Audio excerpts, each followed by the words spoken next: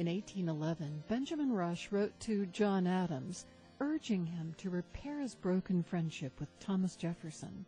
And now, my dear friend, permit me again to suggest to you to receive the olive branch which has thus been offered to you by the hand of a man who still loves you. Embrace each other. Bedew your letters of reconciliation with tears of affection and joy. Bury in silence all the causes of your separation. Recollect that explanations may be proper between lovers, but are never so between divided friends. Were I near to you, I would put a pen into your hand and guide it while it composed the following short address to Mr. Jefferson. Quote, Friend and fellow laborer, in the cause of the liberty and independence of our common country, I salute you with the most cordial wishes for your health and happiness. John Adams, unquote. I'm Sarah McConnell, and today on With Good Reason, immersed in the letters of the Founding Fathers. More than 30 people who spent the last 3 years working on thousands of letters written by the Founding Fathers are experiencing a sense of loss and sorrow now that the massive project to make them available online has come to a close. Bill Kissel, Donna Carty, and Dina Radley are my first guests.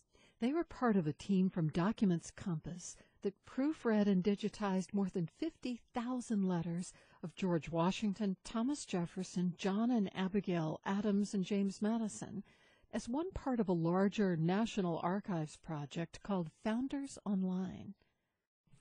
Bill, Donna, and Dina, you spent months and even years now together reading and transcribing the letters of the Founding Fathers.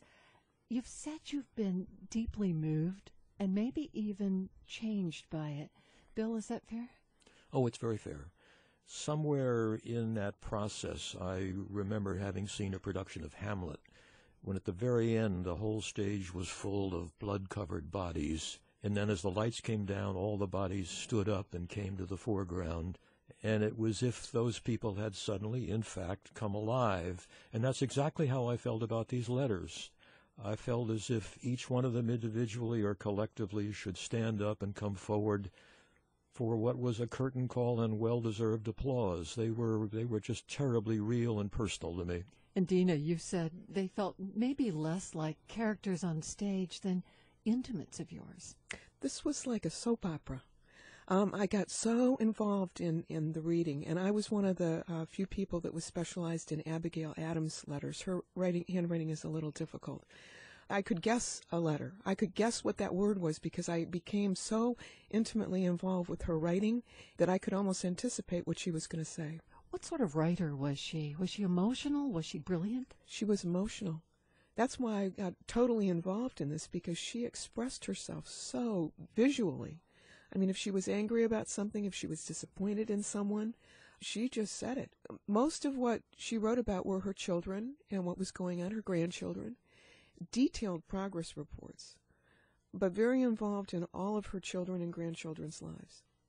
Did you find yourself wanting to come to work just to see what would happen today? Oh, the next chapter, absolutely. Always, always looking forward to this job. I've told everyone in my life that I found my calling. Unfortunately, it had a beginning and an end. But yes, love this job. Donna, the job is what? There were more than 20 of you who were transcribing accurately in teams these letters of the Founding Fathers? Yes,